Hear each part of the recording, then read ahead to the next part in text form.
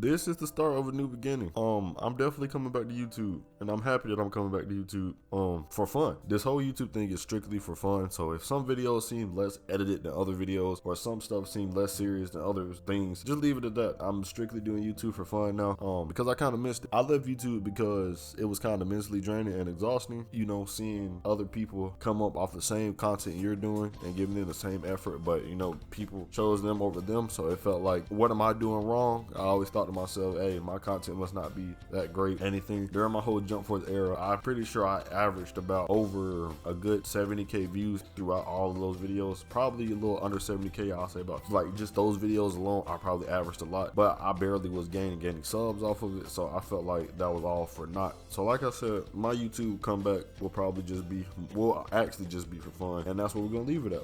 It's gonna be a switch up in content. I'm gonna try to cover everything nerd related, not just strictly anime. You're gonna see a lot more stuff on the channel. So I hope you accept this new welcome that I'm doing, this new frontier that we're gonna go through together. I'm gonna definitely stream a lot more. That I have everything I need except for a good PC, but I have a decent enough PC to stream. So it's a lot of new stuff coming. So make sure you just subscribe. You know, every support is good. I will get some more stuff edited. I do have to make more channel art and other stuff. But anyway, let's dive right into the video. My hero,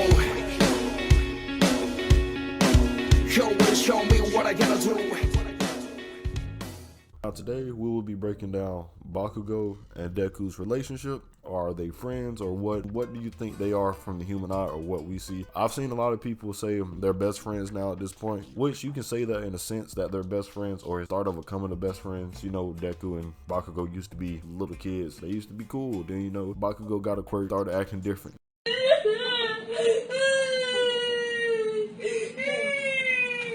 2020 in a nutshell, basically what Bakugo did, the switch up. But a lot of people have said they're friends.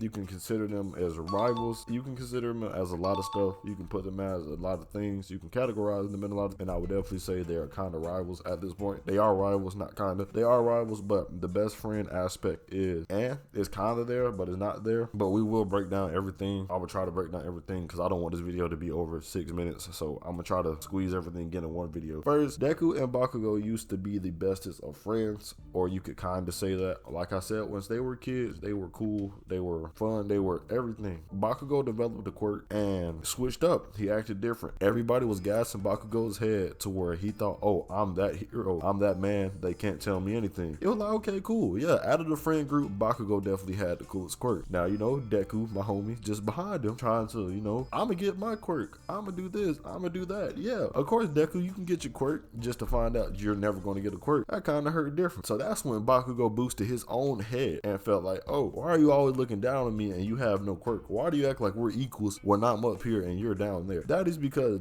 his friends, that small friend group, hyped his head up so much to where the point where he started bullying Deku for no reason. None of the points were really justified on why he bullied Deku, as you can see through the series. Season 1, first episode, when they both wanted to get into UA and they were getting ready for entrance exams, and he took bro's notebook and just burned it up for no reason. I'm like, hey, that was kind of mad. Like, I'm pretty sure nobody liked the Bakugo at that point. It took many till season 3 to actually appreciate Bakugo or like him, or it took some in season 2. I think you want to say second half of season 2, when he finally got kidnapped and he realized some things. But it took season 3 for a lot of people to actually like Bakugo in a sense. And from manga on forward, a lot of people started liking Bakugo more and more.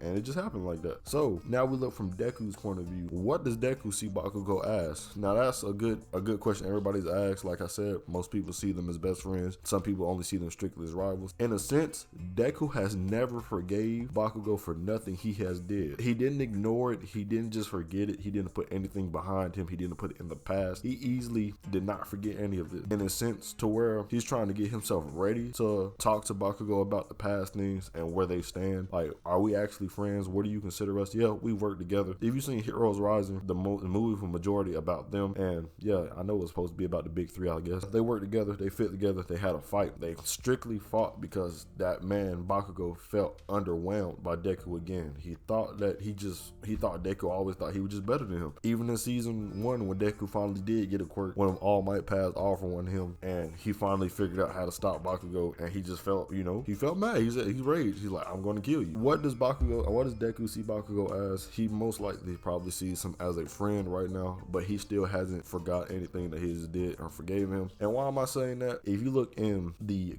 one of the current arcs, the Endeavor Agency arc, this is a spoiler, so if you don't want to hear it, I'm sorry. I should have put spoilers in the beginning of the video, but if you don't want to hear it, you don't have to hear it. You can click off, but if you do want to hear it, you can. Deku had a conversation with Todoroki thinking he was about to forgive Endeavor. He was preparing himself to forgive his dad, but Todoroki didn't want to make sure he was in the wrong for forgiving his dad from his siblings' point of view. So Todoroki is definitely like, oh, I'm gonna forgive my dad. My dad did this, my dad did that. Yeah, he put our family through hell, but I still feel like he's trying to redeem himself, so I should feel like I should give him some gratitude into doing it. And that is what Deku was trying to do to Bakugo. He see that they restored their connection. They have a connection through All Might that comes with the meetings. That's where All Might comes in. He set up an establishment, and between them he made their friendship stronger, because he was like, I'm pretty sure once he dies, Deku's gonna need that one person to come talk to. He's gonna be like, oh yeah, All Might died. We share the biggest connection between All Might. We had our meetings. I'm gonna need that one person to lean on and talk to.